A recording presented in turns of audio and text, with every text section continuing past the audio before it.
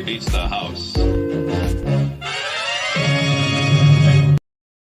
GearWebsites.com is your source for firearms-based playing cards and books. We also have mugs, shirts, and posters with designs that we've made live. Of course, we have patches. Every Friday is Free Patch Friday. We appreciate your support. Thank you for shopping at GearWebsites.com. It's 11:59 at Radio Free America, and this is Uncle Sam with music and the truth until dawn. Right now, I got a few words for some of our brothers and sisters in the occupied zone. The chair is against the wall. The chair is against the wall. John has a long mustache. John has a long mustache. It's 12 o'clock, Americans, another day closer to victory. And for all of you out there on or behind the lines, this is your song.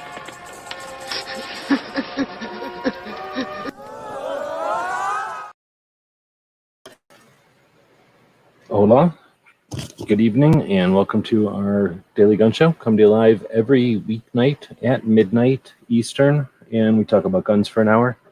I've got a lot of fans going. It's super hot here, so let me know how the noise situation is, if you would. Each night, well, we go live at midnight because we value the people that reset the planet, that build everything and do everything all night, everything that gets taken for granted by most of the people. So we like to go live overnight. Our goal is to go live overnight all night. So if you want to help with that, we'd like to thank our Patreons, the people that subscribe to what we do. They use the Patreon platform to throw a couple of bucks at us. We thank them at the beginning of the show, go through the pages there. Some people throw a couple of bucks at us. Some people throw basically a lunch at us each year or each month. And that accumulates and lets us pay bills and lets us spend time on these projects. So each night we do have a different topic, and on Fridays it is looking back at the week and appreciating, focusing, and magnifying or taking a double, I guess amplifying is the right word, the messages that came out typically on YouTube. Not so much on Instagram, but on other platforms. We've got a couple other platforms tonight to add to the mix, and we'll include more because that's really the goal, is to talk about what happened this week for 2A and not just for on YouTube. All right, so digging in, we have a couple people joining us live. We do the show live. We're looking at the screen here, and lost my mouse somewhere. Where my mouse comes back, the part that I'm wiggling on the screen here is the comments. The people that are joining us live can chat with us, and try not to get too distracted, but I also appreciate the people that join us live. I do like the interactive nature of the internet. This isn't a produced show. This isn't a scripted project or some kind of programming. This is an overview or a summary, I guess, of a week's worth of observation and appreciation, and then an ideal, our goal is to have an authentic look at that information. All right, so normally I would have taken it over to our Patreon blog in order to post it in a nicer looking way, but I just didn't have time this week. So we got what we get. We'll use the resources available to us. That's the YouTube description over here. Since we're going to be using YouTube, we might as well mention we do have a poll going. And the poll tonight is absolutely free. So if you'd like to participate, all you have to do is use your mouse or your finger or a keyboard or some other thing and poke around until you've chosen one of the answers to the poll. The question this week is just like it is every week. How was this week for 2A? The answers are a great week for 2A, a good week for 2A, an okay week for 2A, or something else. So feel free to participate in that. What we're going to do is scroll down the video a little bit and start to take a look at the description. Down here somewhere it'll say we look at our blog, look at our newsletter, and look at our Substack. If I have a chance this weekend, I'll take all this information and shove it over to those places. Typically, I have chance throughout the week to do that. I just didn't have a chance this week.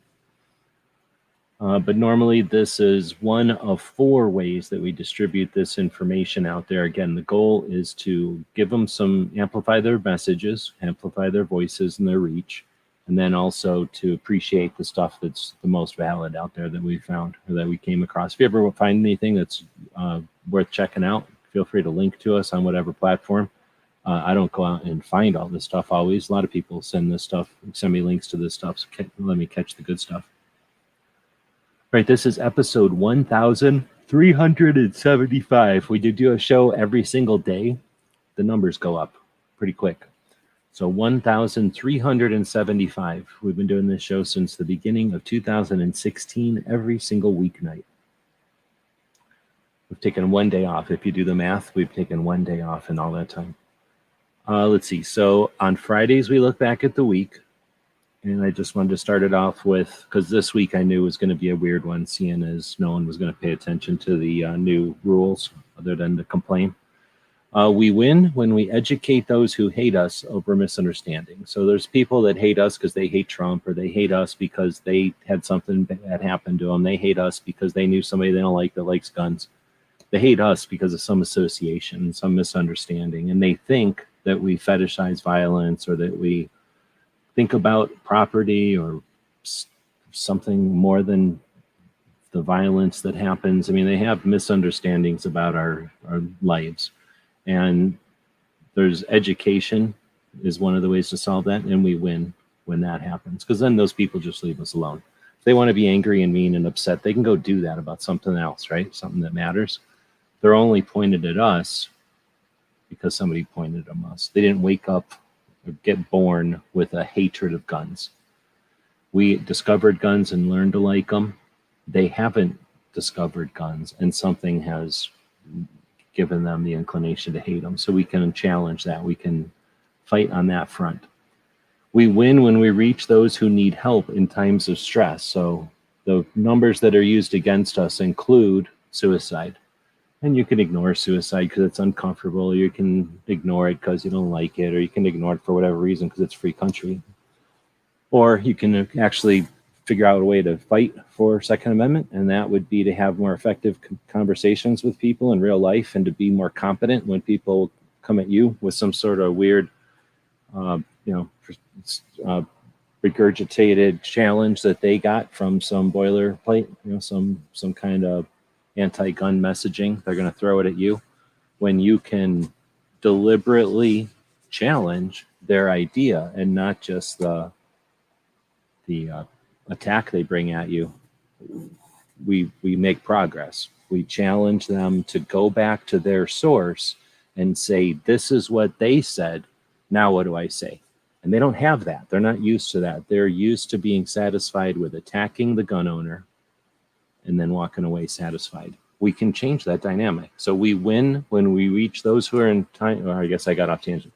They use these things against us, and they use suicide in there. None of them are used to addressing suicide, and they're certainly not anticipating gun owners being more aware of suicide issues than they are. So one, we win when we can reach those in times of stress and help those individuals, but it's unrealistic to think we're going to somehow magically help everyone who's dealing with things to that level. But realistically, we can make strides towards that. We can make mental health awareness approachable. We can remove barriers to mental health.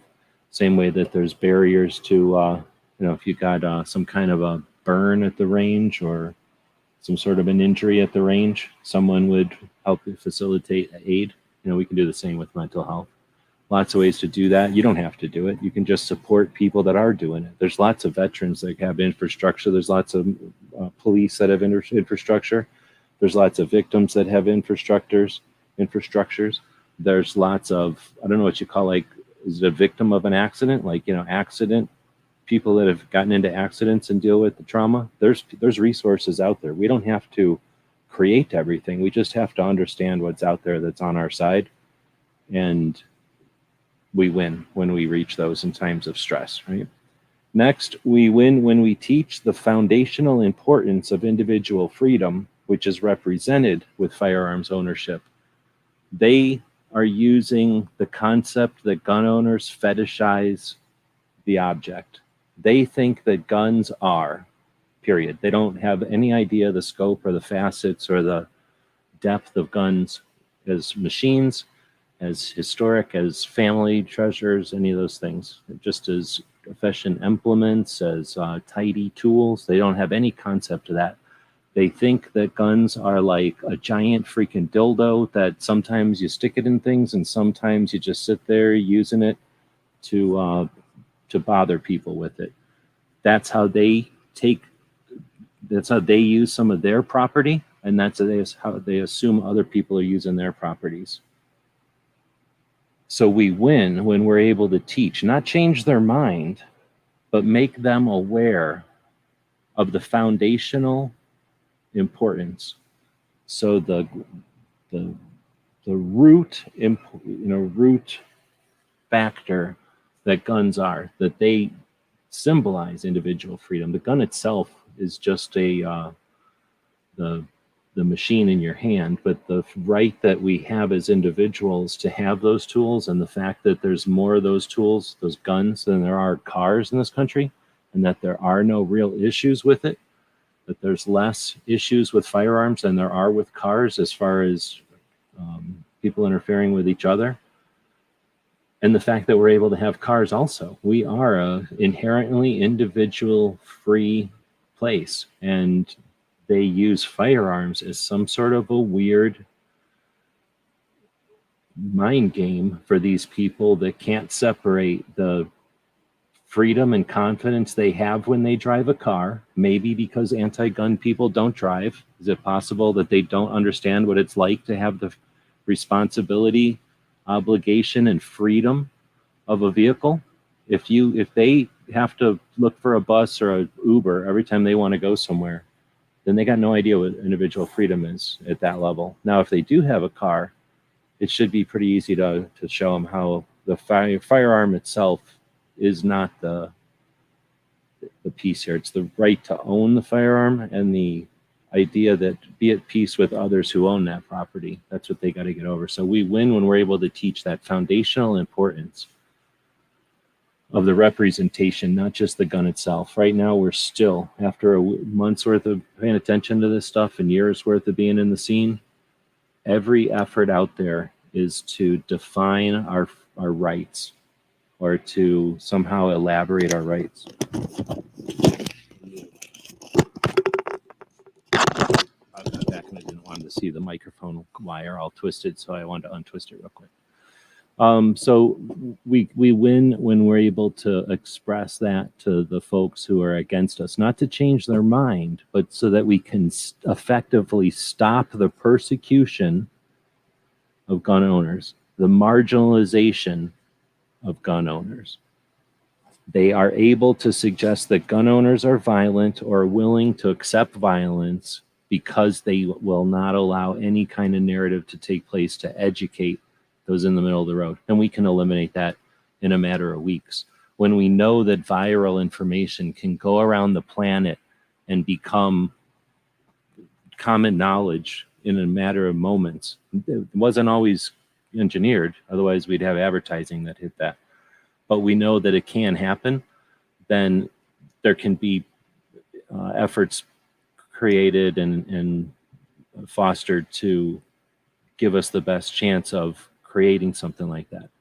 So I think that's something that we could win when we start to achieve that, and we have achieved it. We win when we win that, but we've definitely started that challenge or that fight. We win when few are afraid of what they do not understand, and that's what, again, we're dealing with unawareness on the other side, and like ignorance of the situation. Not so much that they're dumb, just not aware of what's going on. And the other side isn't going to challenge their own positions, right? They'll say, oh, there's so many guns in the country, and therefore we're all at risk. They don't say there's this many guns in the country, and there always have been, therefore we're at no risk. Period. We're not. If there was a risk of guns, then we would have, or the right risk would have happened by now. So they don't see that. And when we can, again, change that, when we can remove that fear, we win. They're only able to do this because we don't ever consistently push for education, or we haven't. We didn't say we ever. It's not like we ever had the opportunity before. We now have the opportunity to push with awareness and education and all the other stuff that we already do. That's the key, is everybody thinks it's got to be one or the other. It's all of the above. And all we need is organizations to acknowledge that they're not going to fall off the face of the earth if we do something besides sue everybody. They're not going to stop existing and stop getting donations from the community if we do something else besides take something to the Supreme Court. It's fun and it sounds good and it sounds significant because it hasn't happened in a while, but it is not our only course of options. And it's certainly, no one's ever won a war by only using their Navy to do one thing or only using their Air Force to do something else. You always need everything constantly, and then you hope you win. All right, so now let's get into the bullet points. I guess I did have a couple of bullet points this week. The ATF Improvement and Modernization Act is going through. And then we've got a potential 20% tax going through. And then in California, they're talking about a bill or something to use social media to determine gun ownership.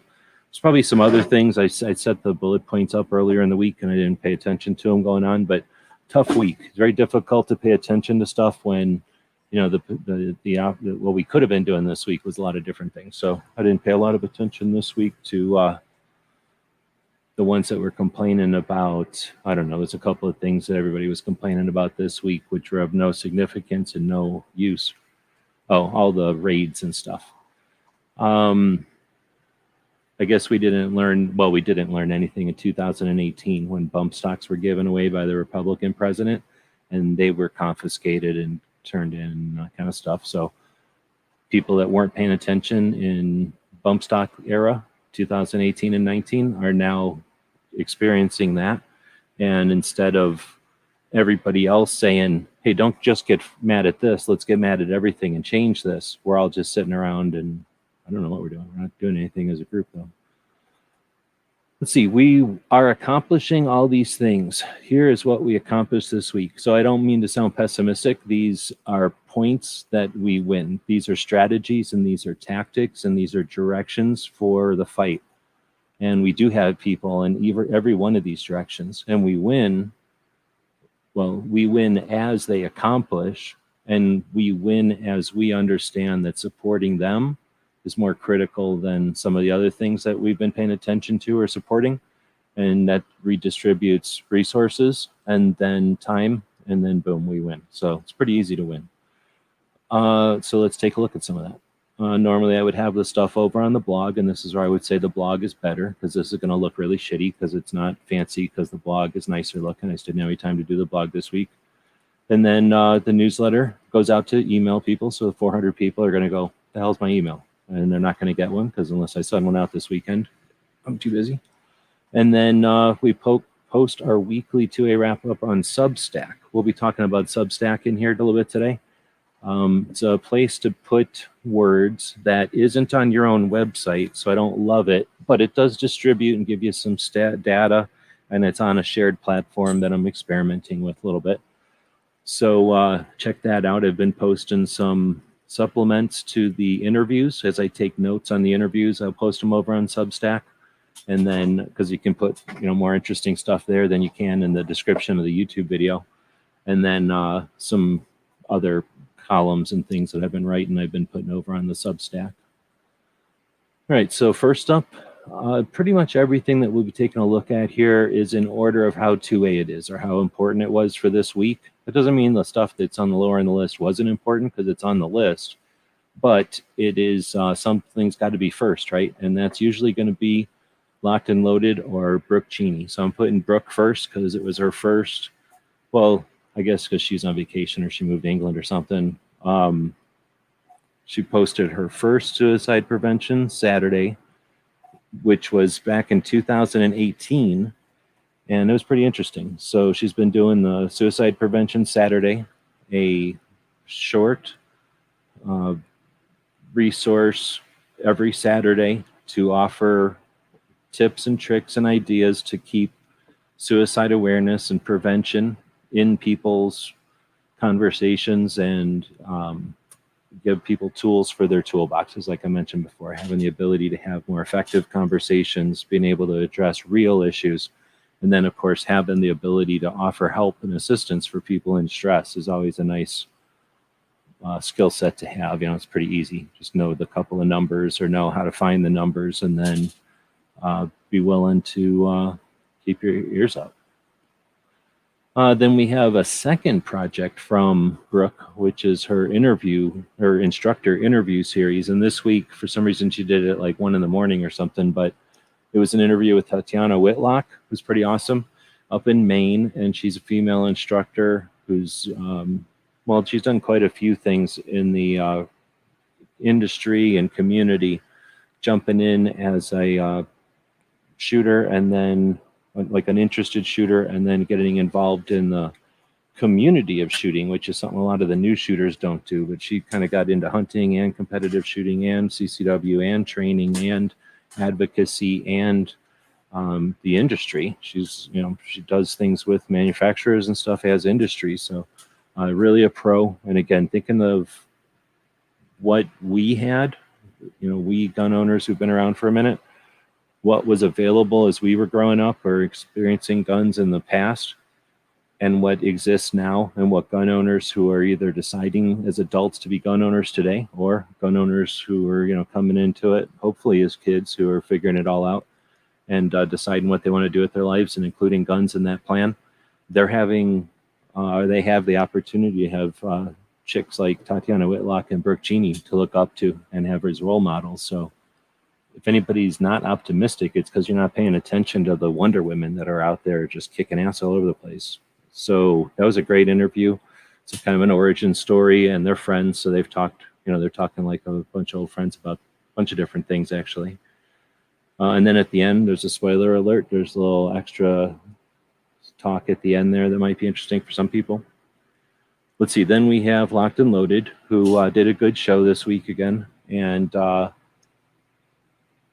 let's see, I should probably write more notes, but this one was on Sunday, so that means it was happening during some of the radio shows, so I was a little bit distracted.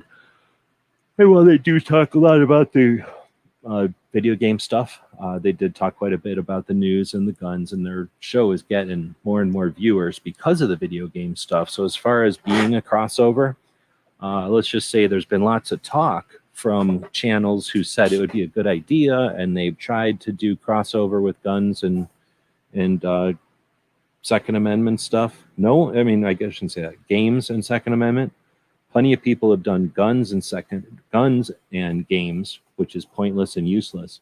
Second Amendment in games has some potential, and they've stuck with it on both angles. They're having their fun with their games, from what I can see, and they're continuing to have a focus on 2A and not just diving into the games, which has to be alluring. It has to be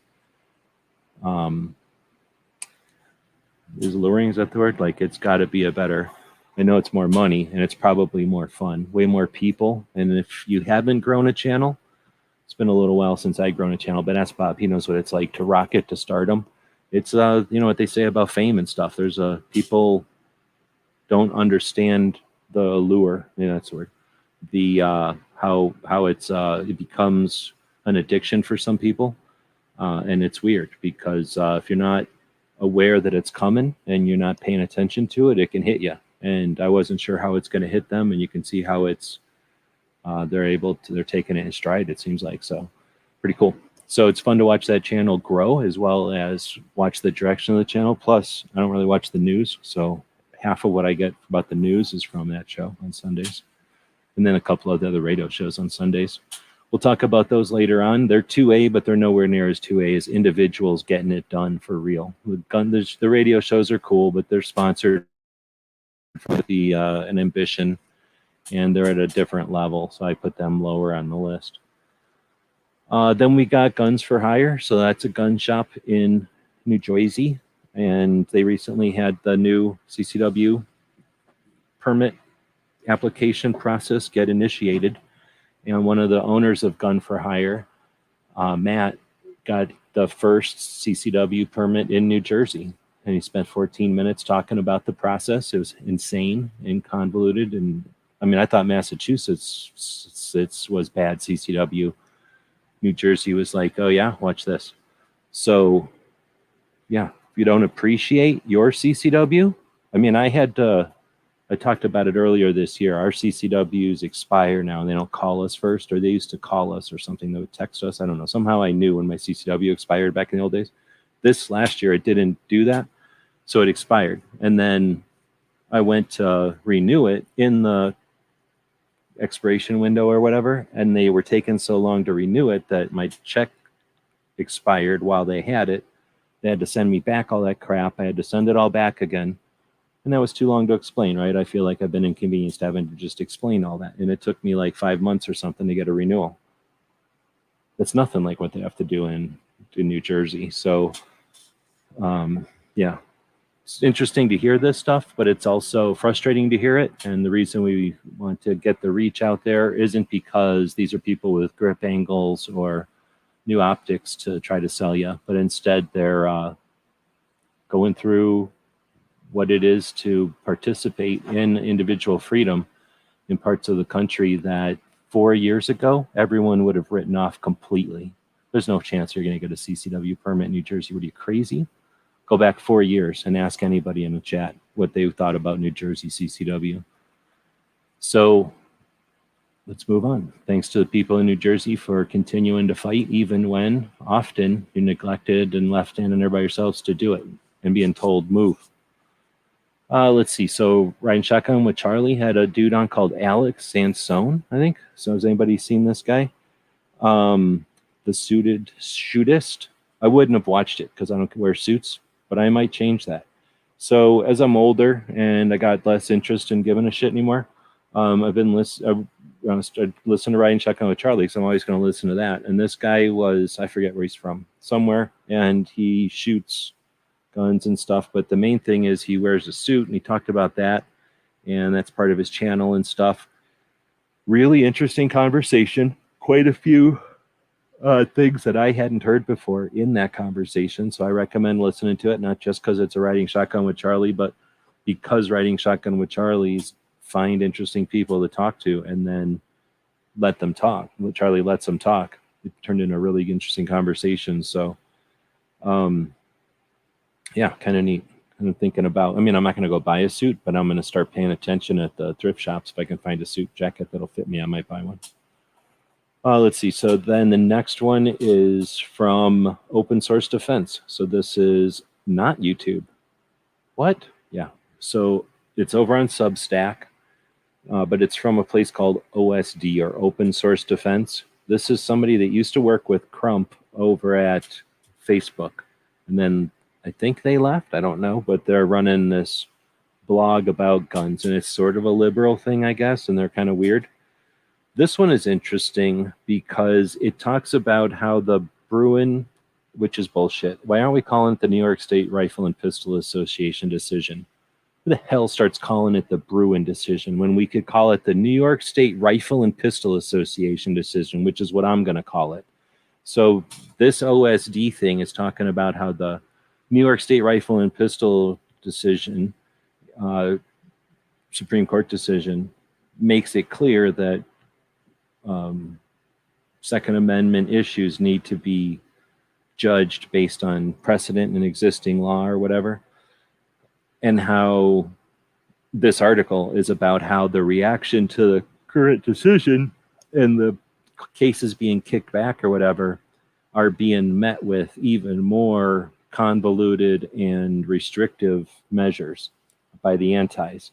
And it's an interesting point that just because you have a battle doesn't mean you win the war. It didn't say it that succinctly, but that's what it is. So basically they're mentioning how just because we won the Supreme Court case, it's not like it's over. Oh, amazing. There's not a finish line. The price of liberty is eternal vigilance. Otherwise, they would have said, the price of liberty is vigilance for a while, and then you don't have to worry about it anymore. But they didn't run out of ink. It doesn't work that way. The price of liberty is eternal vigilance. We got that meme where it goes, hard men create easy times, and easy times create soft men, and soft men create hard times, and hard times create hard men. Bullshit. First, it's sexist because somebody's mom or wife is probably making them do half that shit. Maybe a daughter. So first, it's sexist, but it's also just as easily, probably more effectively said, liberty requires eternal vigilance. All right. So every time everybody slacks, shit fucks up, right? And then you got to go work. So get used to it. Problem is, we got a lot of people. This whole new generation ain't never really done any work. Their work is like, oh, I'm watching a logarithm take time and then pay off, or I'm watching, whatever I went to school for. I follow that recipe, and then the stuff comes out of the oven. That's not really a challenge, and it's not really like they discovered anything. And they've never actually, most of them, they're challenging themselves by going to interesting places in their vans on weekends to take rock climbing adventures, right? They're not getting out and actually almost dying and coming home and being wiser from it. Some of them are, I suppose, but that's the price you get with the hard times, soft men, whatever. All right, well, so we'll keep moving. It might be interesting for somebody like a Smeggy or a barbecue, although barbecue, I don't know. But people that, do chats where they want to talk about a topic, you might want to check out that open source defense, not just for this particular one, but for, some of the other ones. There's 183 of them, I guess. So you might find some other topics in there. Problem is, most of the titles are goofy compared to what's in them. So I guess that's cool or trendy or hip right now. So you have to kind of open them up and look in there to see what they're actually about. All right, next is Second Amendment Foundation's Alan Gottlieb was on the reload. I listened to it, and I guess I'm going to go check if I wrote any notes, because I remember listening to it, and I think I was doing something else on something else, and I couldn't type nothing because I was listening to another other machine. It doesn't look like I wrote anything.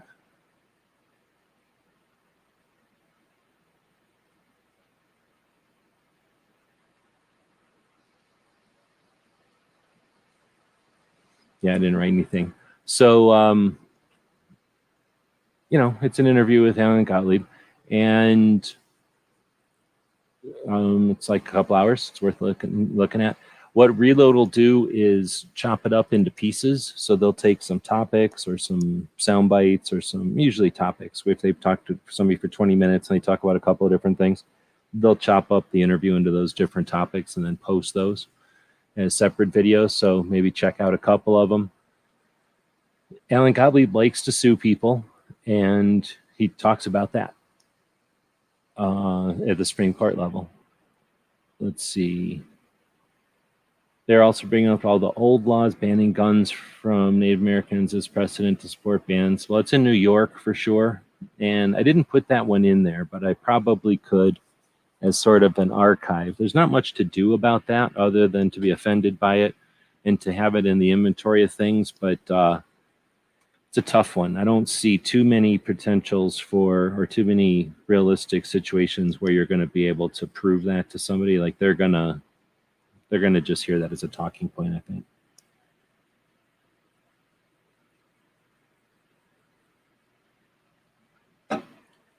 Did we have the camera on live when we were at that anti-Trump / anti-gun rally in Phoenix with 18,000 people? And it was like me and Jimmy. And I don't know if Angry was there. Pretty sure it was me and Jimmy. And I don't think Bob was down here then, or maybe Bob was down here, but I don't think so. And you know who else was there? The hell's his name? The dude from, he kept changing his name all the time. The guy with the pictures, who took pictures. He had this lightsaber store. Guy with the lightsaber store. He was there too. And I can't think of his name. Because he kept changing I don't know what his real name is, but he kept changing his other name. Well, he did. I think he used his real name at the end. But anyway, you know what I'm talking about. When we were there at that rally, that was pretty tough to have a conversation. And I don't think you'd, any way, shape, or form, be able to get somebody to realize, some fact or something like that.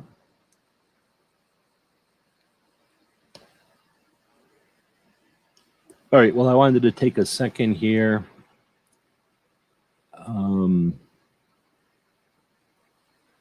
Was it Brandon? That's what I wanted to say, but I wasn't sure. Okay, we did have cameras rolling for that when we were chatting with that guy. The guy had a piece of cardboard, and he was like, "Guns are not the problem. Change my mind." And I thought that was cool. We walked over by him. He was just some kid, and then I forget his name. And then we didn't know him. He had some guy come up and start yelling at him, and that's when we came around. And I can't remember if we had the cameras going for that, but yeah. All right, so the reload, we subscribe to that. Our Patreon supporters, throw a couple of bucks at us each month, and we take that money and do stuff with it, like subscribe to the reload. It's interesting to listen to, and because of who Steven is, it's even more interesting because he's always on TV and people respect him as being an author and stuff. And then you watch him with Alan, and it's like, he's a kid. How can he's experiencing things for the first time. So that's going to be a factor here, especially if we can get something already laid down so that there's something to work with. Because there's I think there's going to be a lot of eye-opening. No, what's the word? A lot of revelations. I think that's the word. A lot of revelations when people start, if there's a way to accomplish showing people the different cycles that have come and gone already, and why we're so jaded as old people, because there's nothing really new. It's just they're just doing this stuff. I mean, some of the stuff's, well, anyway. So listening to this reload is kind of interesting if you listen to it and not just listen to it for the words, but pay attention to the way that the questions are being asked and stuff.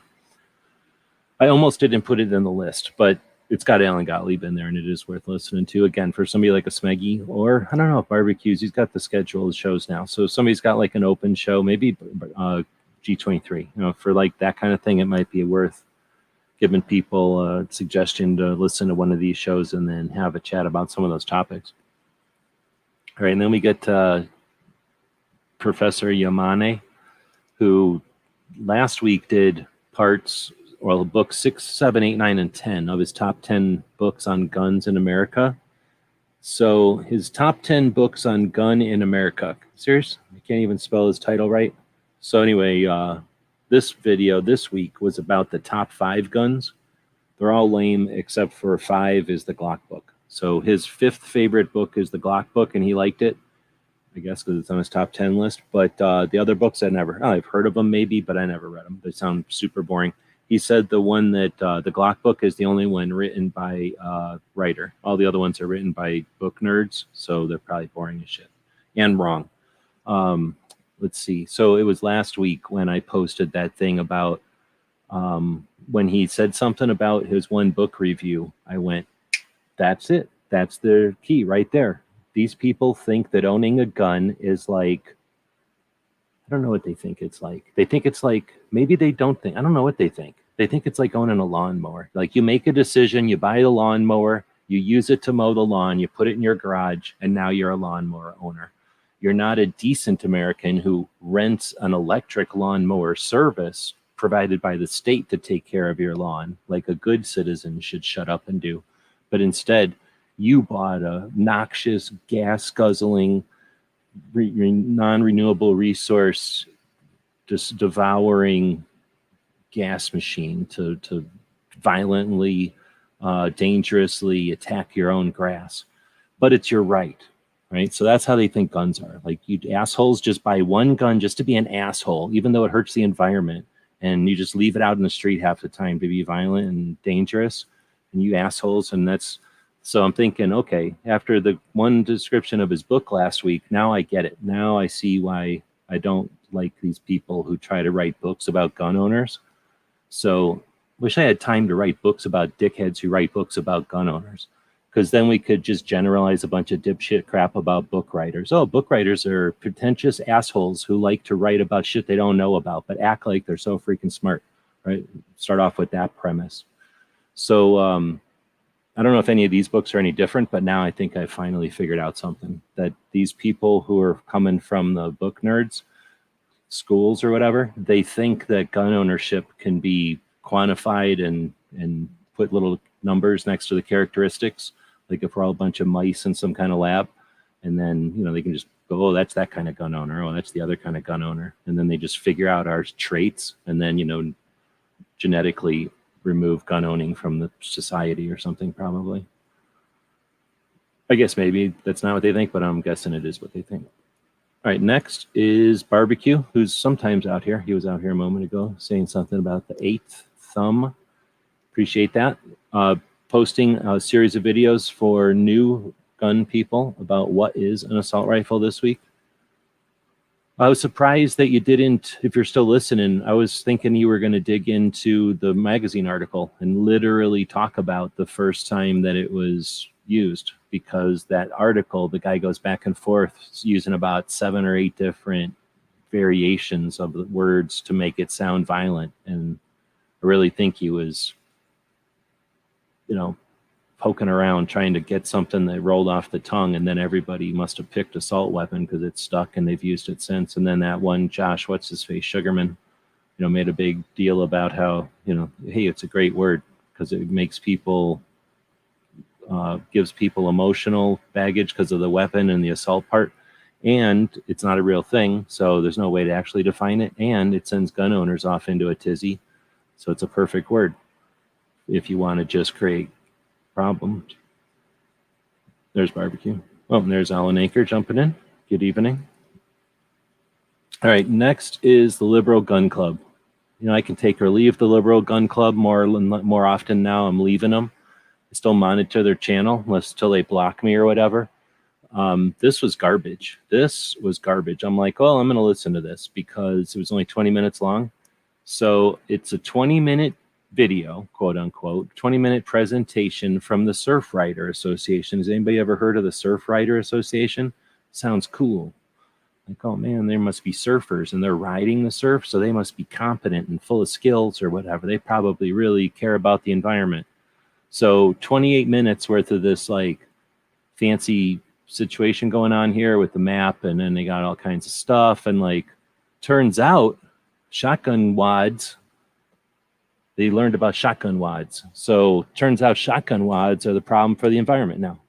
Turns out the whole world has shotgun wads in the ocean, and turtles are choking on them and doing things to them with their areas. And then guess what? It's all from the United States, and it even might only be from one gun club in California because that's the one gun club they heard about. It was ridiculous. So if you can handle it, try watching this. I spoiled it already by telling you that it's a fraud thing, but try listening to it and see how far you can get into it. And then at the end of the quote unquote presentation, which is nuts, they start asking questions, and those were the best parts. So I'm going to read you my comments to it. It was 28 minutes long. I don't know if it's worth 28 minutes of your life or not. 75 people have watched it. 5 people gave it a thumb up, and no one has commented besides me, except for the other guy. I'll read you his comment. So my comment was, an interesting observations on the surface in a short period of time in one area of the planet, but observation without investigation is not reason alone to expect more than more accurate in-depth research.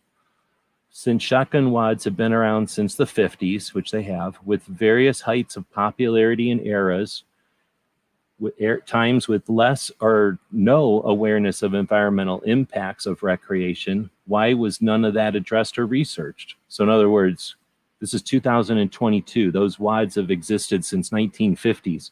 If there's a concern, we'd all be knee deep in fucking wads, wouldn't we?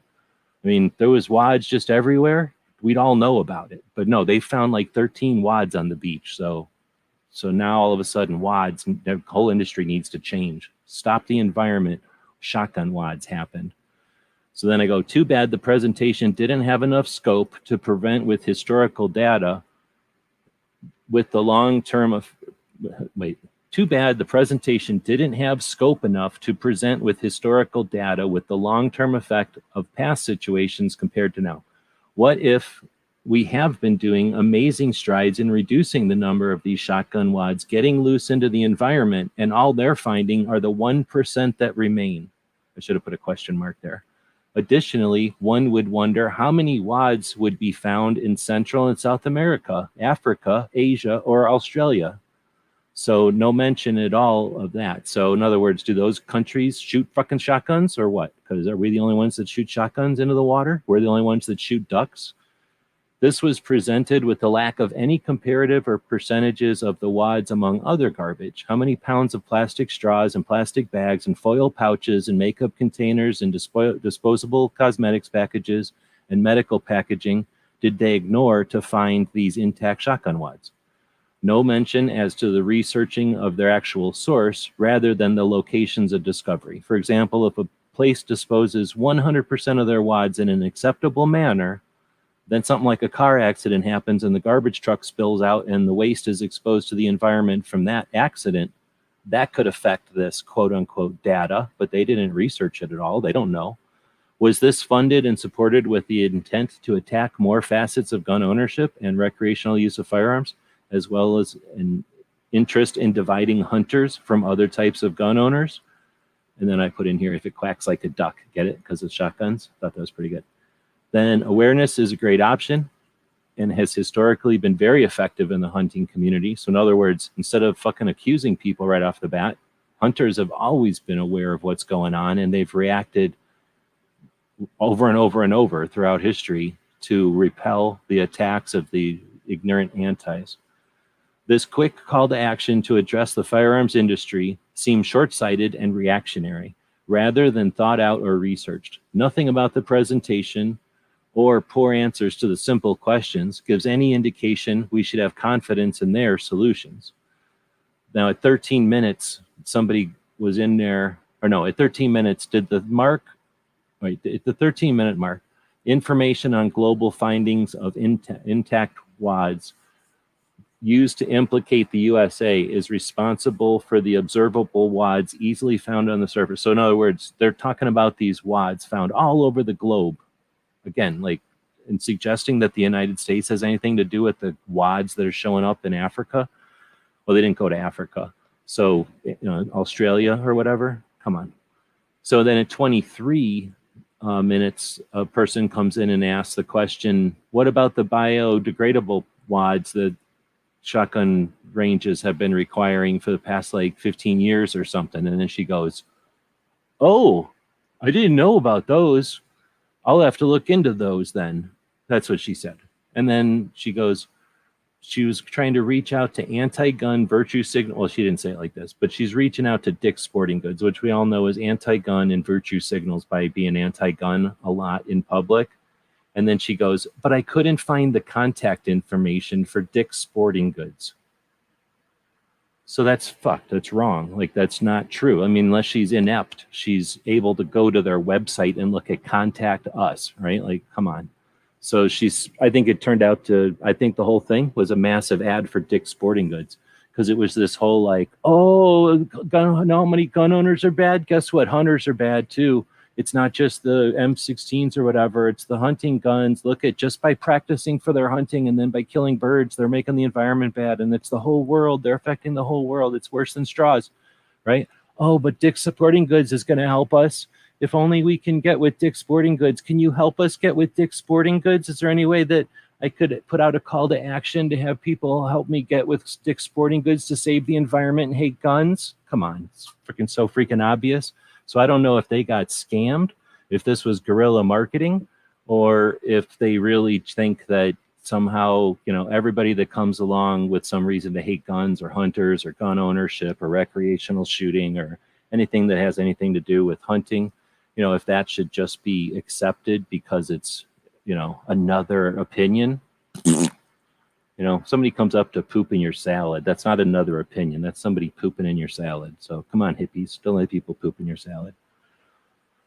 All right. So that's my rant on that stupid liberal gun club conversation. If you find things that are liberal gun club good, I really would like to know about them, because I like the idea of the liberal gun club being on our side and not just being a facet or a, what's the word? A crack that we have to constantly be worried about or mending, or like being worried about them fracturing off. That's what it is. It's like a fracture. Like, are they a facet of our community, or are they a fractured piece of our community? You know, there's a place where, I don't want to get into it, but there's a place where just because you have a gun in your hand doesn't make you a law-abiding gun owner. It just makes you somebody with a gun in your hand. So just because you like guns doesn't make you part of the gun community and interested in being part of it, So I'm not saying they ain't, but I'd definitely like to see some positive stuff. I know I've wanted to see positive stuff from them, and I'm willing to find it. I'm not going to keep looking, but I'm willing to, if somebody's got some, to show some of the good stuff.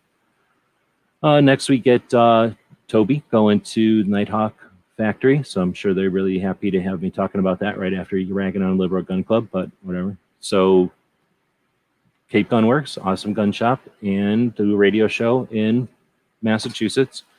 They went to Arkansas via Chicago, which I hope they're going to put some kind of video together with this road trip. It sounded like a planes, trains, and automobiles type of situation where they were trying to fly to somewhere else and got stuck in Chicago and had to get in a car and drive down to Arkansas. Come on, that sounds freaking awesome.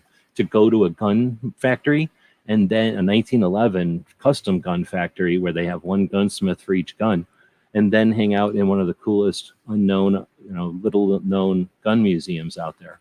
Super cool story. So anyway, this is just a quick video, but it does show the factory a little bit, and the Nighthawk Custom is a pretty cool place. A bunch of people left Wilson. They're in the same town as Wilson Combat. They're just on the other side of town. I got to go there in 2012 and hang out with them for a morning, and then they've now changed the building, and it's cool to see like a glimpse of the new setup. Same people. Let's see. Then we got Echo, who did a chat a little bit earlier today with somebody from Malta. I didn't even know Malta was a thing. I thought that was a drink. So I guess people can live on this island. It's called Malta, and then barbecue. Chatted with them.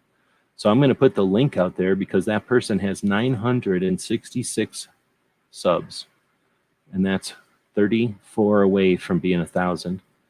So I don't know him enough to do 1,000ing, but we've never had a channel from Malta in here before, so that's pretty cool.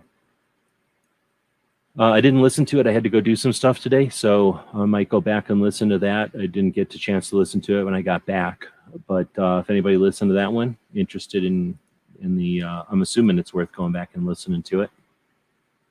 All right, speaking of stuff I did listen to this week, Chris from the 740 does a chat on Wednesdays with G23. They've been chatting about reloading, I guess, but it turns out to be more of a kind of like we do on Ask Gun Questions, having a bunch of people who've been around guns and have a lot of experience who are interested in chatting with each other and not necessarily just ranting like a lot of times you find. So they host a really cool panel discussion. It's focused on reloading, and it is kind of nerdy, but it does come out pretty good.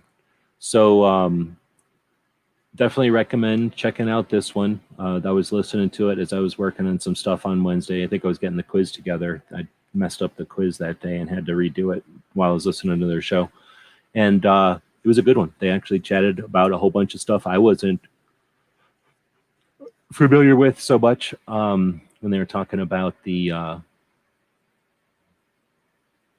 what were they talking about? They weren't talking about scales. Anyway, whatever they were talking about was something that I had no idea there was that much depth. A lot of stuff when I learned reloading was my dad would give it to me and say, do this over and over, and I would just do it over and over. Paid a little bit of attention over the years to see when something changed or whatever, but when there's like 8 different ways to do stuff, it's pretty interesting. All right, well, with that, I wanted to also say thanks to Chris for sending out a tablet so that we can play with the drone and stuff, and it's been super useful. So thanks. I don't know if Chris listened. It's kind of late, but he might be shooting in the morning or something. But I really do appreciate the people that come over here. Sometimes people throw stuff at us, like Chris did. Pink gave us the drone, so now those 2 items from people with projects in Ohio are helping us out on this end. So much appreciated, and thank you. Then we got Santee. So thank you again to Santee for hosting again this evening. First time in a couple of weeks. So she said she's going to try to be back on the regular.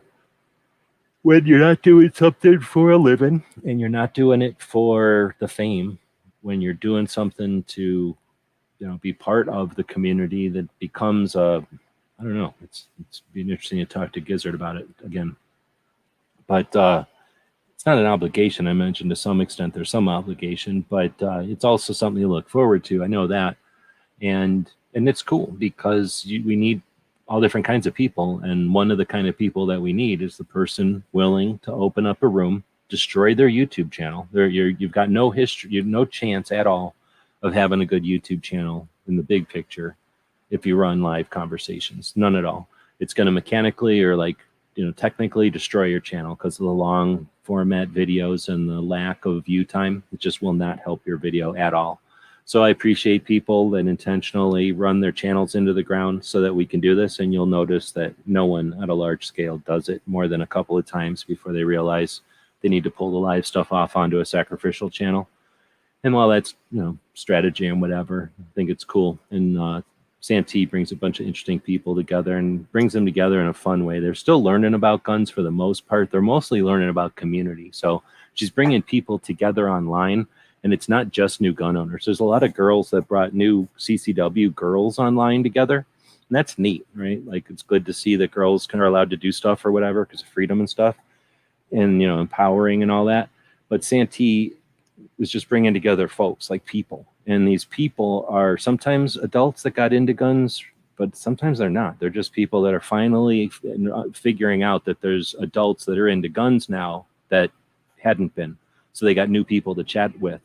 And sometimes the people that talk to Santee, sometimes it doesn't seem like many of them had been online. I was going to say, every once in a while we get somebody who's new to guns who jumps in and finds the internet. But most people learned about the internet a while ago, and they either got on there and found out about guns and they found their thing a while back, and now they're just bouncing around. Or the other would be that they're, just figuring out how to get online, or they're just figuring out about guns online. And it seems like Santee is getting people that are new to the internet, which is super interesting, but not necessarily just new to guns, because she'll have somebody that's new to doing the live stuff, but has had guns their whole lives. And then she'll have somebody that's brand new to guns, but, hanging out in the same chat. So Santee's some of the more cool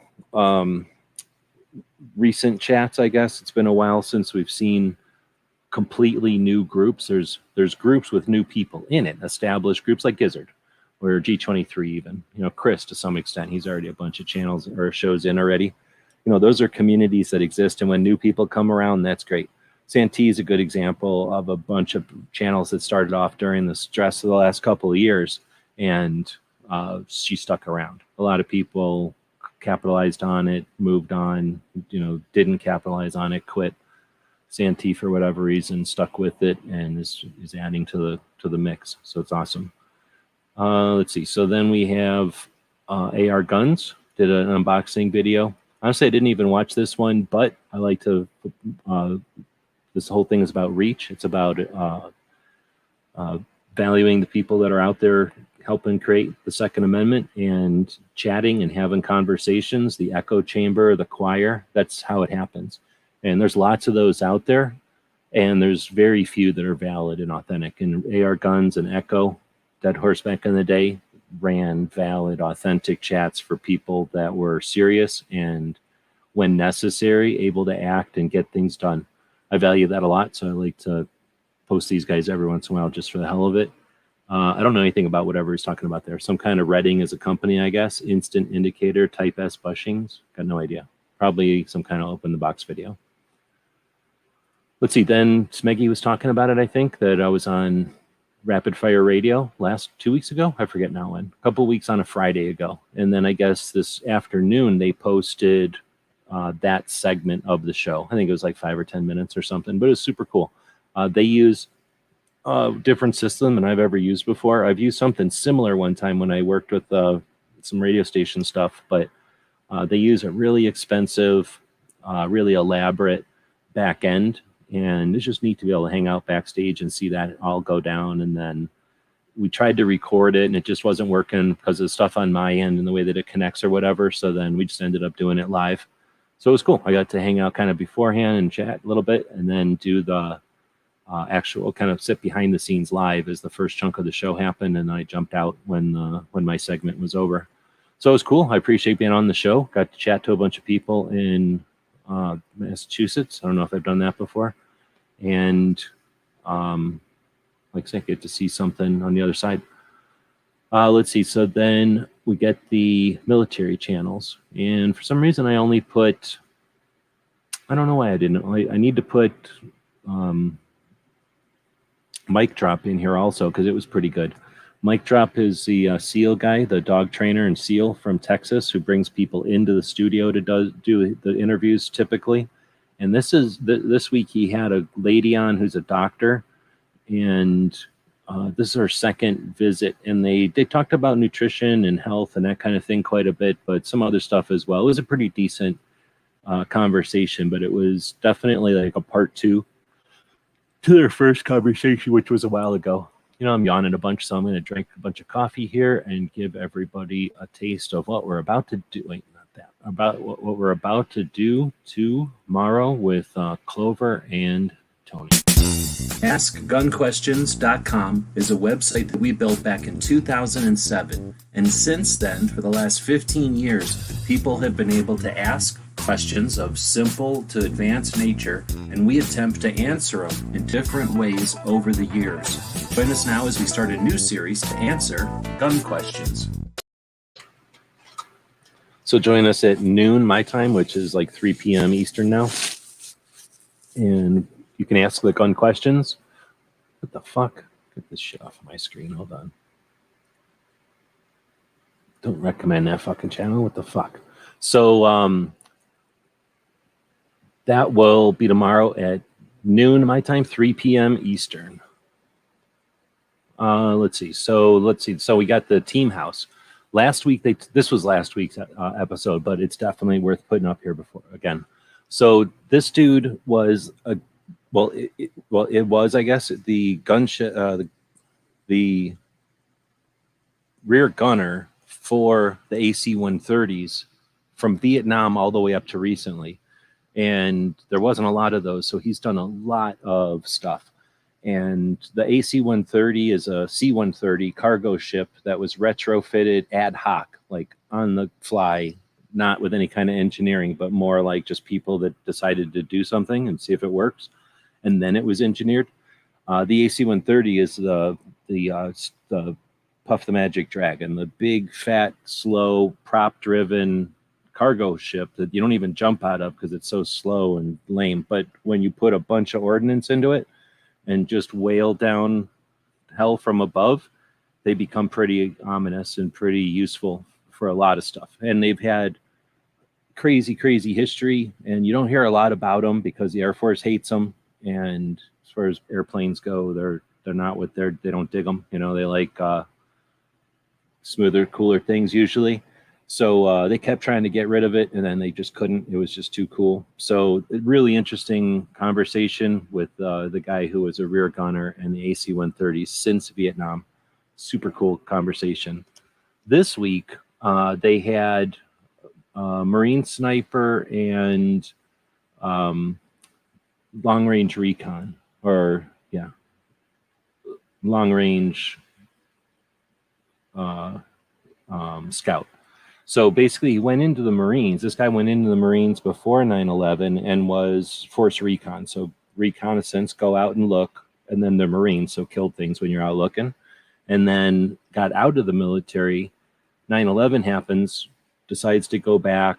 They say, "No, we don't want you." And I think he was also a sniper. What am I saying? He was in Force Recon, and then he went to sniper.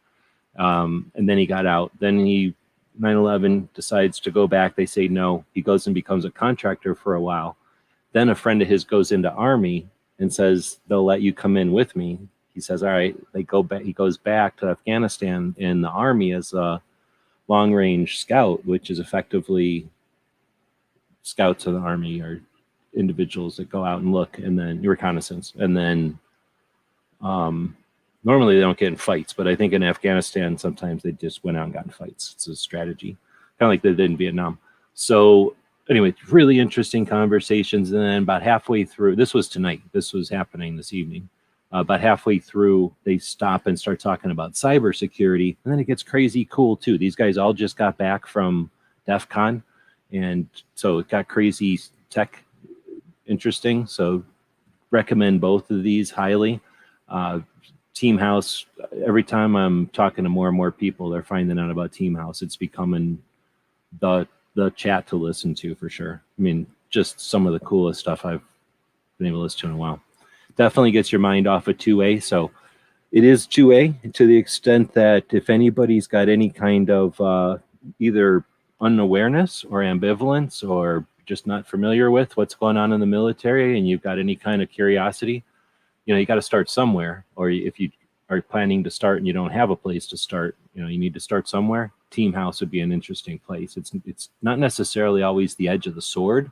Sometimes it's the razor blade of the dagger that you don't even know about, or the poison tip on a dart that you didn't even know existed. So there's some interesting stuff that, you know, once it's declassified or people are out for a while, they can talk about, and units and things keep moving around and getting changed and things. So they can talk about things after a while because they know people are gonna, it's just the nature. So anyway, there's some interesting conversations to be had. And then you start to get an idea of the scope and the type of people that are in and what they're going to tolerate once they're out. So like, we really dig listening to the I call them the military podcasts that are out right now.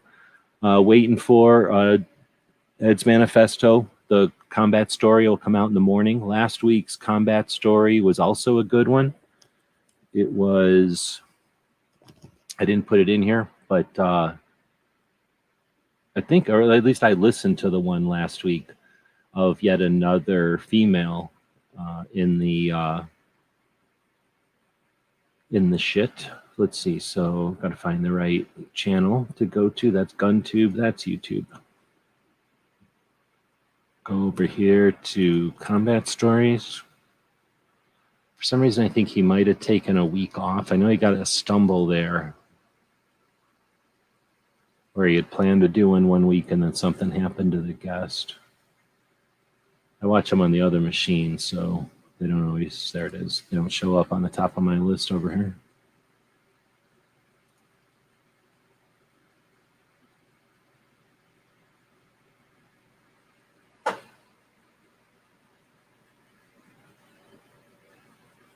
Oh, well, what am I doing? This one, no. Yeah, okay, so I did listen to this one too. So this guy was the guy from Generation Kill, if you've ever seen Generation Kill.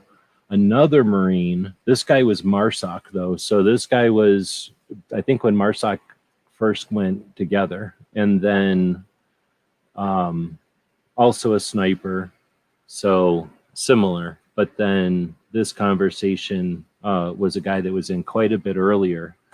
I think I'm actually only about halfway through this one. That's why I didn't put it in the list. It's a 2-hour one. Sometimes combat stories are only like an hour. So this is fairly long, although the last one was 3 hours. But yeah, very good conversation, like all combat stories are. This one over on Team House was similar because he's a Marine sniper, but on the other end of the war, or at least in the middle of the war. But this one gets into cybersecurity at a whole nother level. It'd actually be very interesting to hear Ryan talk with Combat Story guy, who might also be named Ryan now that I think about it, because they both have the cybersecurity side of it. That would be an interesting conversation. All right, next we'll get to some of our stuff.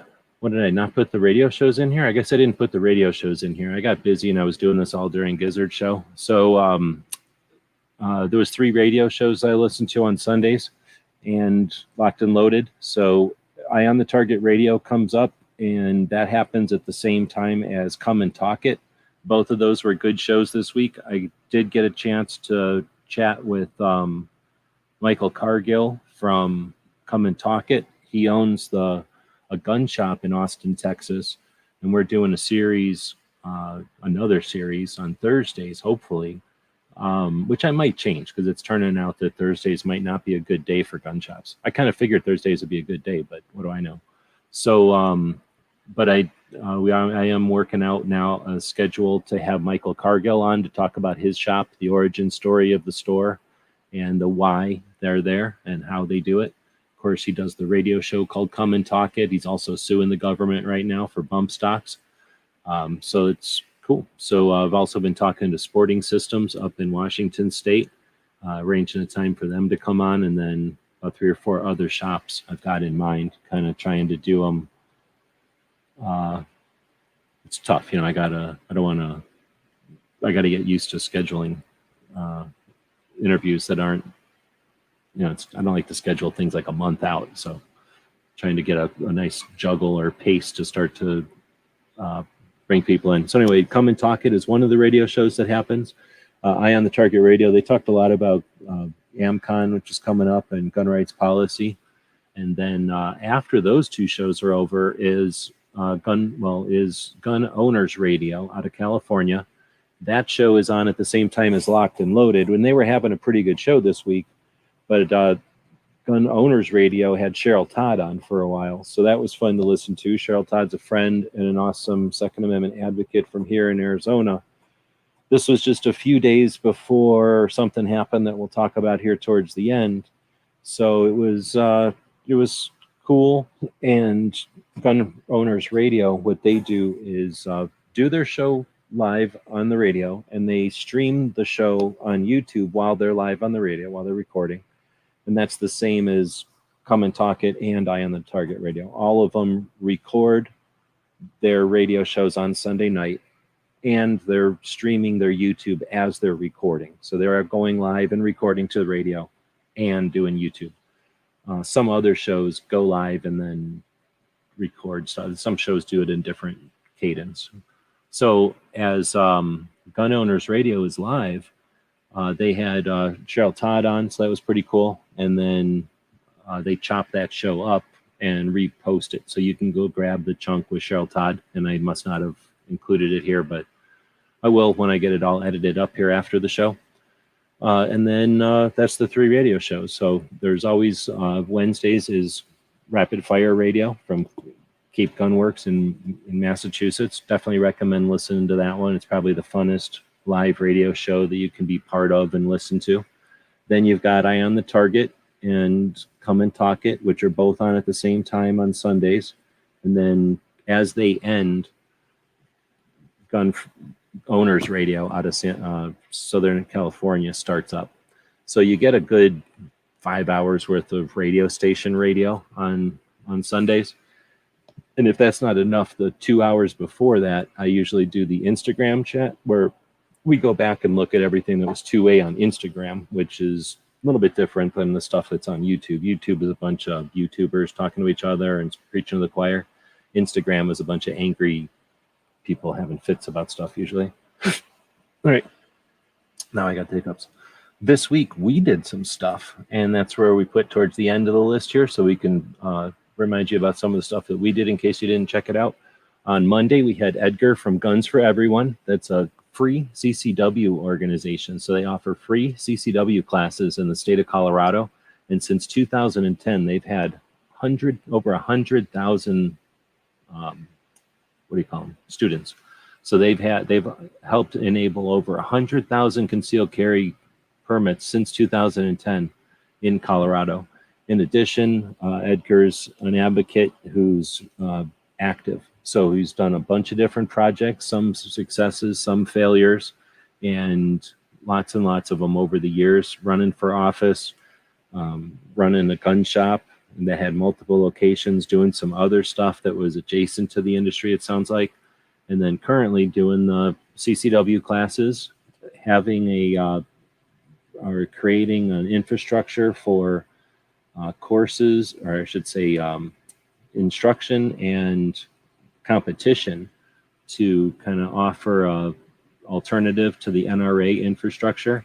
And then he's doing a gazette, an actual printed newspaper that goes out to gun shops and gun shows and CCW classes and people that might want it. That's being distributed from Colorado, but I'm actually after the conversation, we're now chatting with I'm going to try putting some stuff into that. So some of the stuff from Minuteman University will be posted in there. Working on trying to figure out a way to do some writing or something for that. That would be kind of cool.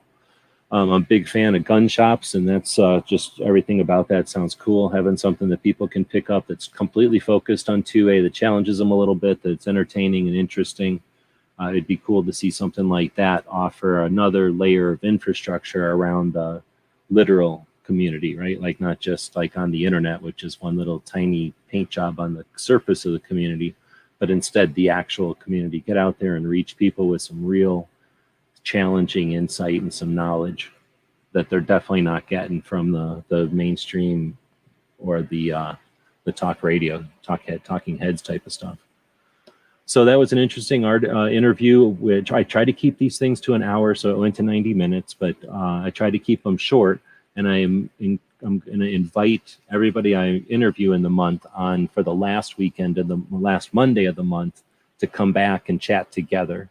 So this week or this month, tomorrow, next week, what am I saying? Monday, I'll be inviting, I got to go look now, who all are we talking about? I have to go back to, I guess I can go to subscriptions and go over to my other channel with the Daily Gun Show on it. Is that even in here? Of course not. So now I have to click on this and scroll way down. Click on this. We're talking about inviting Edgar, Charles, KD, Sharon, and Jake from Walk Talk America, and Clover. So I'm going to invite all of those folks back, and Toby, why not? And see if they want to come back on a Monday night just to talk 2A. Not really every second matters, but maybe the kind of topics that might be useful when a bunch of people get together that don't normally talk to each other. So anyway, that's my goal for Mondays, and that was something I came up with after talking to Edgar off air a little bit. Let's see. Then I did a post over on Substack that talks about some of the interviews that we've done over the years. I actually found a pretty cool deal that lets me suck all the pictures off of the website. This little button right here over here. You can't see it. It's over here. I click on that button and it sucks all the thumbnails, for example, off of a YouTube search. And just went through. I went and typed in interview into my YouTube video list and came up with something like 1,200 interviews, or at least 1,200 entries or something that said interview in them. I don't think they're all interviews, but we did find over 100 of them that were worth sharing. Gun writers, people that have written books about guns, definitely Second Amendment activists, firearms instructors for sure, lots of inventors, manufacturers, which I separate from inventors because inventors are a special kind of folks. We've done factory tours, although that would be a separate list, really. We've got the museum curators, which is, again, separate from museum tours. But when, just talking to the people that run the museums, we've done that a couple of times, more than once. Then we've got the gun shop owners, which I've done a million times, but we're going to continue to do that with the new Thursday series. And then, YouTubers, people that are interested in 2A that are, I don't know what else to call them, but YouTubers. So I divided those up. We've been to places like Masterpiece Arms back in 2012. We went to Freedom Arms, or I've chatted with Wayne Baker probably in 2013 or 14 in that area. In that 2012 trip, we met Boje and Dottie Cornelius and did a tour and hung out with them. Super cool people. Sandy, who used to own NAA. I mean, I'd talk to Sandy every year at SHOT Show, I guess, but, I've known him for a long time, being a big fan. Him and Wayne and Boje are three of the people who have built small revolvers in the United States, aside from Dick Kasul and the guy from IO, which I've never met. I don't think there's too many people that have I guess there's some people that have shook hands with all three of them folks, but I've shook hands with all three of them folks and the guy from, the guy from IO, I guess I did shake his hand, although I can't remember his name. And then whoever the other guy is from IO, I don't know who that person is, unless it's the same guy. And then I've shook his hand already. So I've shook the hands of everybody, every inventor that's living who's made a small mini revolver, and Jerry Berber, who is the guy who casted all the frames. So I've definitely had a good time meeting all those folks. And then next is Tony from Tromix in Oklahoma, John from SOE Gear.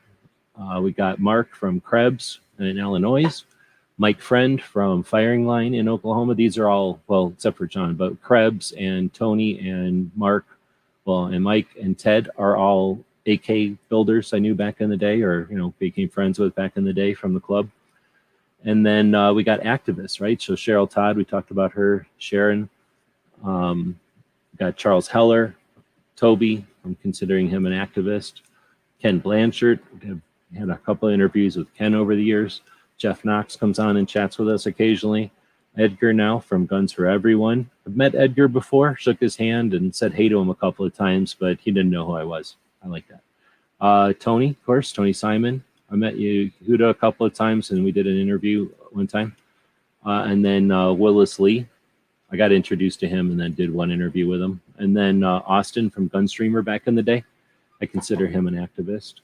He spent a lot of effort and resource, his own time and money on Gunstreamer. And then I don't think he's appreciated at all. Sucks because he's a pretty good dude and he had a good crew too.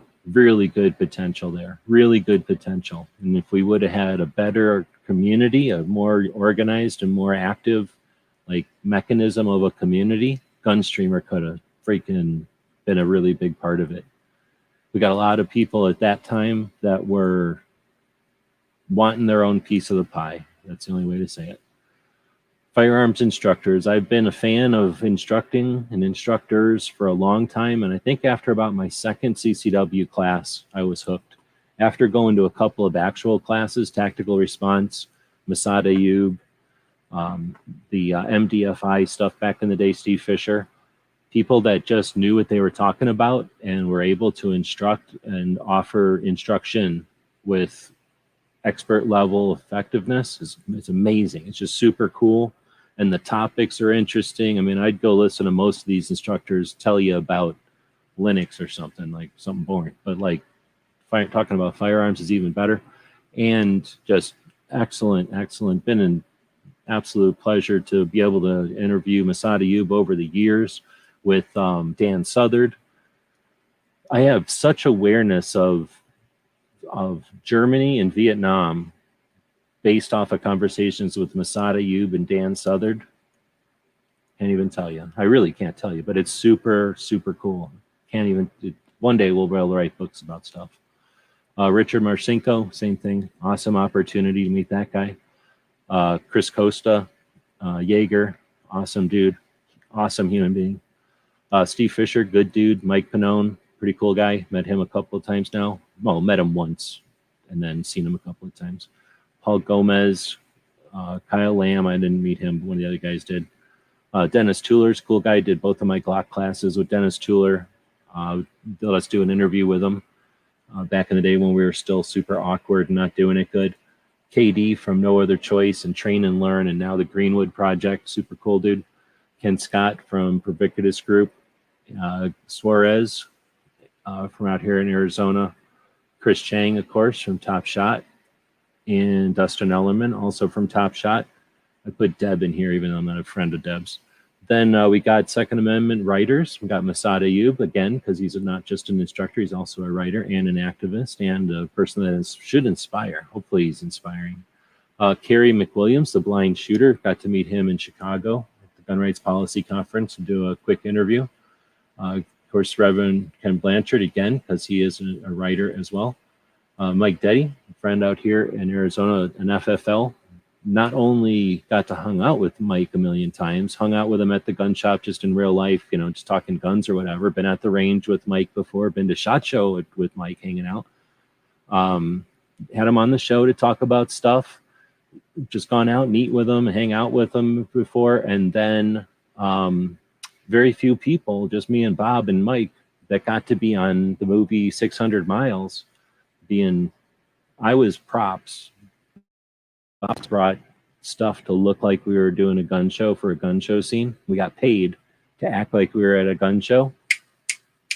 So I got gun channel stuff on the table, and we got Every Second Matter stuff on the table, and all kinds of cool stuff on the table. None of it got in the movie, but it all got on the table, and they paid me good money to set it all up and hang out with Mike Detty. And we basically walked around getting in the footage all the time. And we thought that was hilarious because of the way they were filming it and stuff. They couldn't tell we were doing it, and we did it. And then and that was with the guy from Wings. So there was the guy from Wings, the TV show. He was the star of that show, that movie. And then months later, they go, hey, we fired the guy from Wings and we're going to redo everything. So we're just going to have to pay you again, all right? And so I got paid twice to be on that movie. Well, to be in that movie, putting a bunch of stuff on the table. So then it was with the guy from, oh man, he's from a bunch of movies. From, he's the guy at the end of, dang it, I can't think of the name of that movie, where he gets on the table, he takes the wallet from what's his name, and it says something about bad motherfucker on the wallet. Anyway, he's the guy that takes the wallet from that guy. And I can't think of the name of that movie. But anyway, he's the guy, or some movie star came in and did the movie again. So we got to hang out again. And that was even better because then even more people showed up that we knew, and they got paid to be actors. So we had people that were friends on the team being actors. And then I was getting paid to just have my stuff on the table. If you look hard, you can see Joe's gut, you know, like hanging out behind all the AKs on the table, but it's only for a brief moment. Anyway, so that was a lot of fun. So I got to hang out with Mike in a bunch of different ways like that. Paul Barrett is the guy that wrote the Glock Rise from America's Gun, did a quick interview with that guy one year at SHOT Show. Of course, Jeff again wrote his dad's book, his memoirs. And then Yuta is a writer also. So I put him in there as a writer. YouTubers include Liberty Doll, Tim, Military Arms Channel, Jared from Guns and Gadgets, Clover Tack, Ghost, Haas from back in the day, and then the We Like Shooting, Sean had hit him on a couple of times. Back in the day, trying to get, again, efforts to get YouTubers who were focused on 2A to, depends on, I was pretty much bigger than some of them at the time, so trying to give them reach. These are old interviews. I might have not, I don't know when I might not be bigger than Tim whenever Tim was on. And I don't know about Jared. He might be bigger than me too, or whenever we talked. And then USN ER Doc from back in the day, put him in here because he's a cool dude. And then Jake from Walk Talk America. And then, like, say, Factory Tours are going to get their own post. So there's a little extra bonus material of a look back at one of our sleeve stacks, or whatever these things are called, SubStacks, where just pulled a bunch of thumbnails off of a YouTube search and then copy and pasted a bunch of YouTube titles in here to make a list. Every once in a while, I think it's a good idea to archive what you've been up to and to put it down. This isn't every single one, but this was, you know, an afternoon's worth of putting the work together, probably listening to somebody's show, and do that. Don't forget what you've done, and don't let others forget what's been going on. You're also taking the opportunity to promote all those people that you've had the opportunity to hang out with over the years. So surprise yourself and take a look at what you've accomplished already. Nobody that's listening to this has done nothing. You wouldn't be listening to this far into it if you're one of those observers. So next is our gun auction preview that we had on Tuesday. So thanks again. I don't know if anybody's listening now or listening in the future. It was one of the people that grabbed something on the auction, but I do appreciate it. That's what allows, I mean, the Patreons make it possible for me to even consider doing this, but they do not pay the bills. So I'm doing everything I can desperately to pay the bills. It's not really working. I'm not going to get into it, but you know, the gun auctions are definitely helping with that. So we'll do what we can do. But again, thanks to the people that help us do what we're doing with grabbing stuff from the auctions. We do eBays all the time. So most of the eBay stuff is probably just random eBay people. But if you do happen to be listening to what we're doing and you do happen to buy something from eBay, let us know so that we can throw even extra stuff in there. We usually throw a little bit something extra into an eBay package just because people have an option and they chose to buy stuff from us. So we appreciate that. It lets us keep doing what we're doing. But like I say, if you're somebody that listens to the show, we definitely appreciate you. So we want to give you even more if we can. With that, here's the more we're going to give you. We're going to end it because there's nothing else to talk about. We had a poll going over here, 19 votes. How was this week for 2A? It's pretty much a dead even. We have 26% for great week. I don't know how you come up with a great week. 26% for okay week, and then 21% for good week. I don't know. It would have been a great week if. It would have been a great week if. Oh shit, I forgot about the super chat, so thank you. I will do a super chat giveaway thing here in just a second. I forgot about that. So this was a good week for great week. Would have been a great week for 2A if fucking come on. And if they would have done something about the freaking pistol thing or whatever, the definition crap, are we watching bump stocks again? Like, it's like we're watching bump stocks again in slow motion. We've got national level organizations that fight all over themselves to sit and wait for lawsuits. We don't have to. That's not our only option. I don't know what the hell. You used to have an NRA that would threaten people with lobbyists and stuff, and nobody knows what that's like anymore because it's too fun to watch burn marshmallows over the flames of the NRA or whatever. It's too cool to get little hipster points to bitch about how the NRA, whatever article you read from one doofus who got paid by GOA to tell you that NRA sucks, or got paid by one of the other organizations to tell you NRA sucks because they were getting paid $10 for you to join the other organization. So from one of them people, you know, we now don't even remember the kind of crap that the NRA was doing as far as playing buffer or whatever, but who cares? Because what we've got now is a bunch of ineffectuals being ineffectual and not even being aware of it, not even complaining about it. So it would have been a good week or a great week if. Now, okay week, no, too much good stuff happened for an okay week. So I guess I'm going to go with good week, but reluctantly. I would have rather see a great week. And we can get a great week by, I'm not wishing that some loser would not be a loser, because losers are going to lose. You win by betting on the losers losing. So let the losers continue to lose hard, but we can win by realizing that the people that are in the fight, you know, have accomplished so much. So we can, I would think of it as great if we would have had some awareness of the DC Project rally coming up here in the middle of this month. If we would have seen some national level effort to get them funded, or to provide dinner for them, or to provide a bus for them, or to provide a hotel floor so that they can all stay on the same hotel floor. They can all say, cash in your hotel reservations and keep your money. These 5 gun shops are going to provide an entire floor of a hotel that's convenient to your stuff so that you ladies can just go down. And this group of gun shows or gun show promoters is going to provide your transportation, which is a luxury SUV type of limos with air conditioning and drinks and stuff, so that you can be in comfort as you go represent the rest of the gun community in a positive, you know, trendy, new, hip way in 2022. That would have made it a great week. Having some of the efforts that we have that I don't talk about that are just out there treading water. You know, it takes a lot of effort to tread water.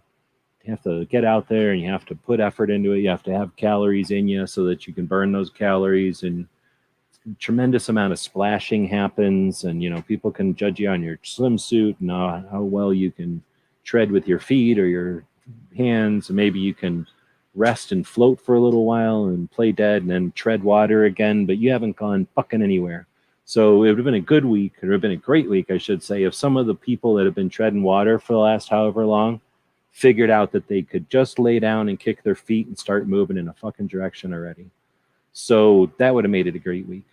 Okay week, like I say, if we wouldn't have had Brooke Cheney put out her first suicide prevention Saturday to keep people in the knowledge that she's been doing that effort single-handedly, without any reward at all, without any fanfare, without any support at all. Think about, have you gone to Brooke Cheney's show on Saturday? And have you ever had to get past the crowd of people encouraging her to continue doing that or appreciating the resource that she creates? Yeah, so that made it not a good, okay week.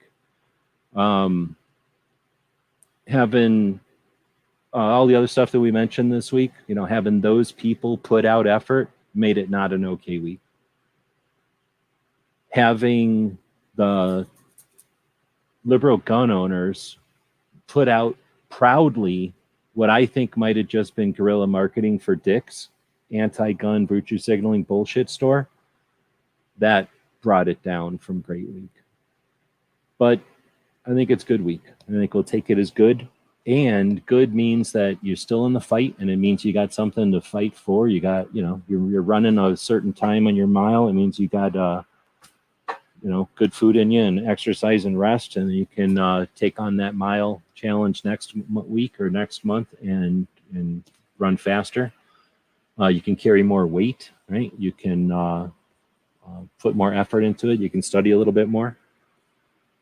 So I like being a good week, I guess, but I'd rather seen a great week. I want to see a couple of great weeks. Let's start seeing some people challenge, and let's start seeing some people challenge in the comments. I know from experience, if you put comments in front of people who are live that aren't just the same old, right? And you put something in front of them that's useful and maybe challenges them, maybe they think about it. And maybe the next time they decide what they're going to write about, they won't write about the same old thing that they wrote about the last time. Or maybe the next topic for the next conversation won't be, let's talk about that same old shit again. So get out there, be part of it, value your voice, right? Those drops that become the flood, some of them hit pieces of dirt, right? Some of them are the raindrop that gets right in somebody's eye and they fall over and knock over a valve, and now the flood can, you know, accumulate down to the next level. So every once in a while, that little drop is the one that puts out a match that was going to do something bad, right? So you can be that important drop once in a while, understanding that you're not always going to be the important drop, but keep being drops, keep dropping. I'm going to end this poll. Even though not a bunch of people changed at the last minute, we did get quite a bit of participation. So thanks to the people that show up live. You don't have to. There's other things you can do in the middle of the night. There's other things you can do in the middle of the night on a Friday. But our goal is to do different things each day, right? I'd like to motivate people. We've got to spend a day doing that. So that's Monday.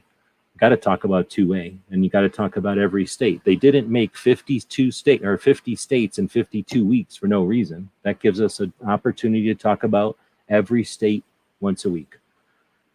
Wednesdays, we have fun and we do the tactical quiz. An incredible amount of work for like 14 people that show up, but I'm going to keep doing it because it's fun.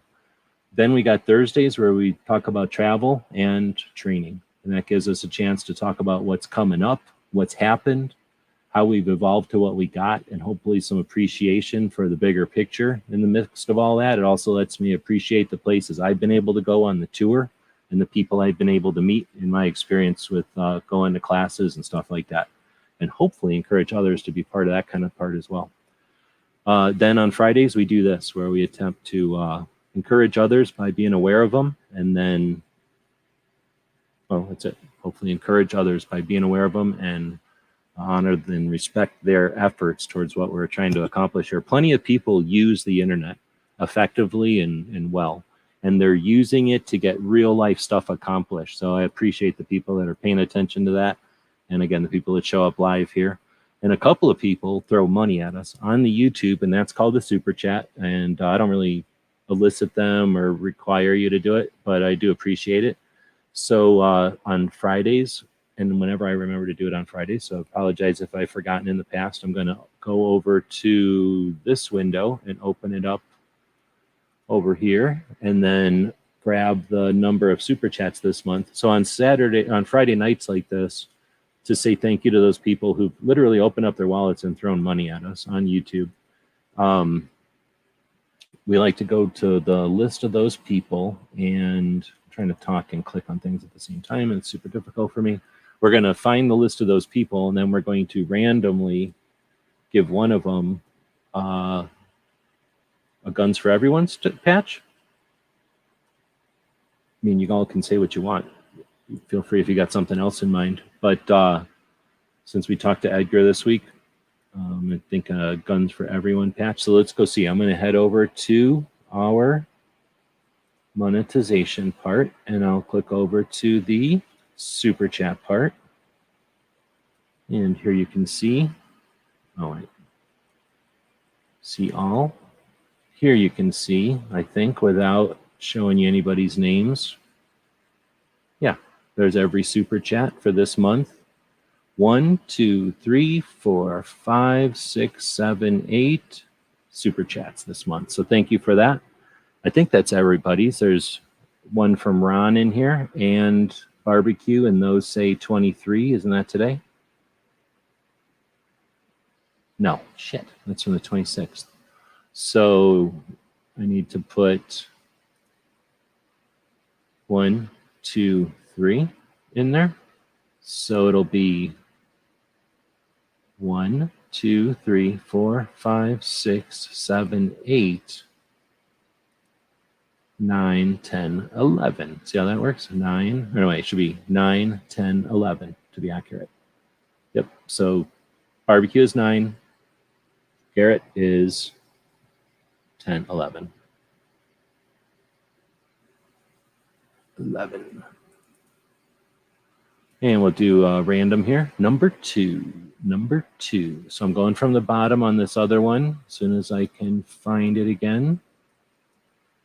So from the bottom,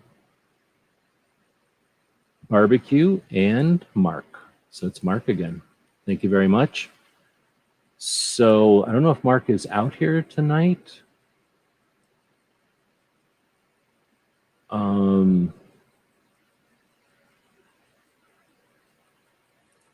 You mean like Yankees freedom is for everyone shirt but a patch? No, I have no idea. I hate the guy who ranks Yankee shirts. The Yankee likes weird people for some reason. That guy is an asshole. Like, I do not like the, there's nobody knows, everybody knows I am not a fan of that guy who makes that guy's shirts.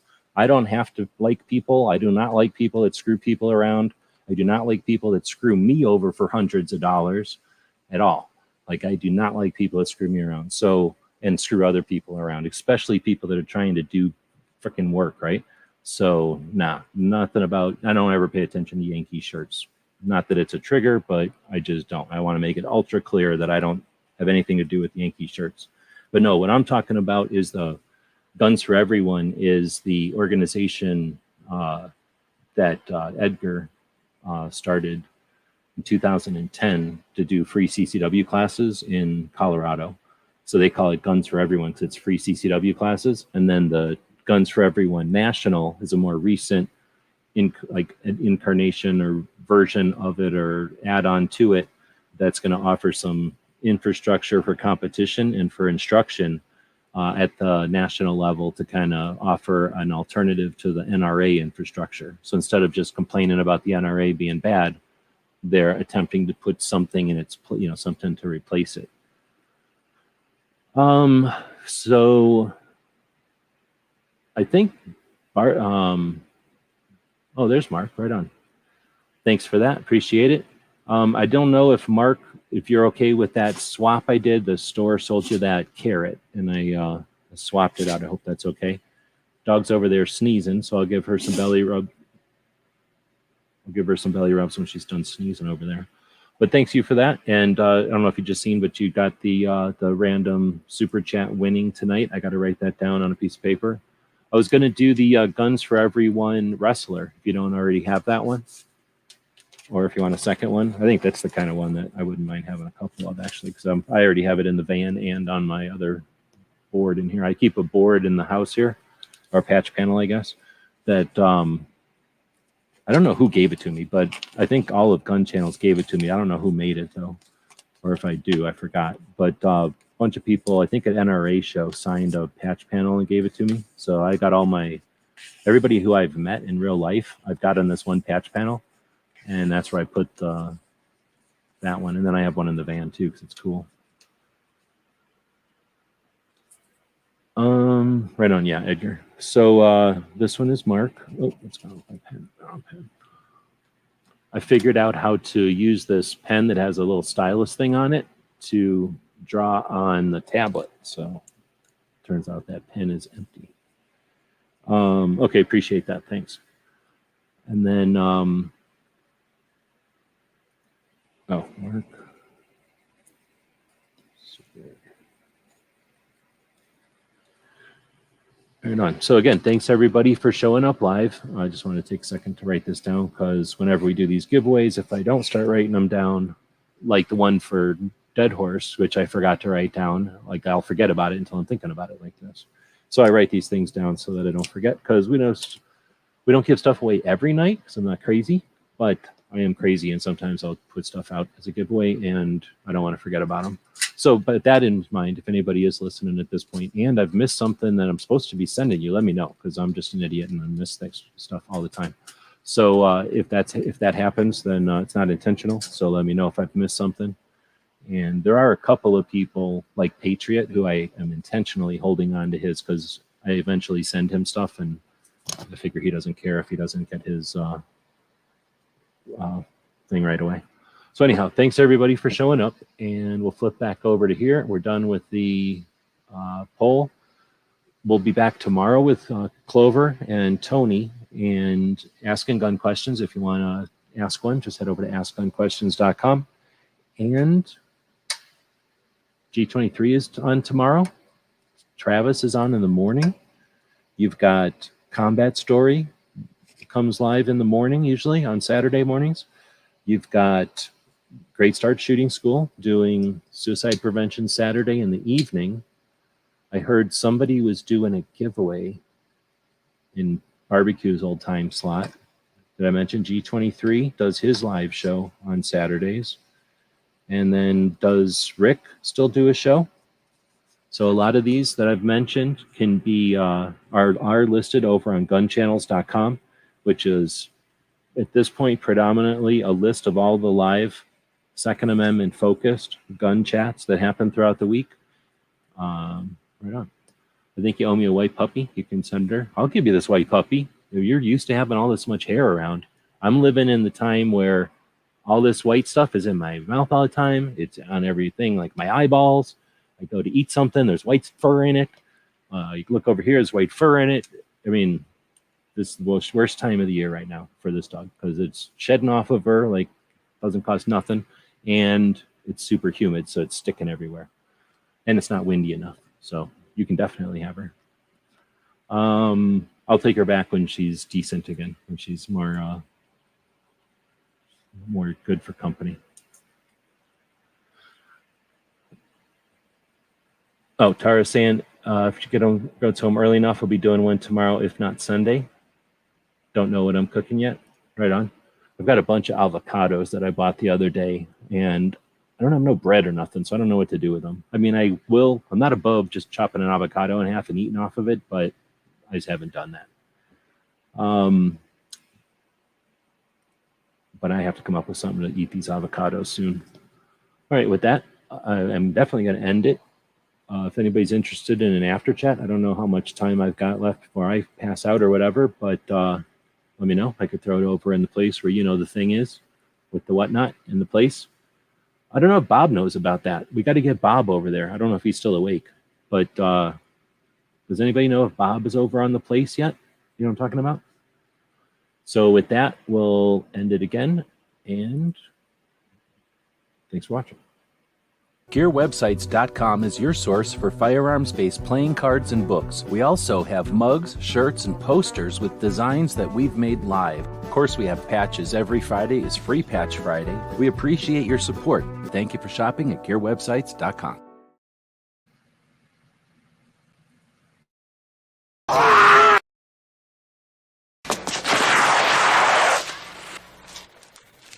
Shit.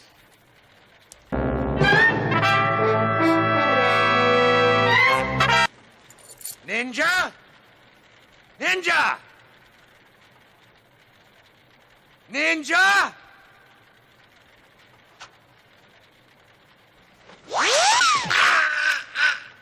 Episode, nobody beats the house.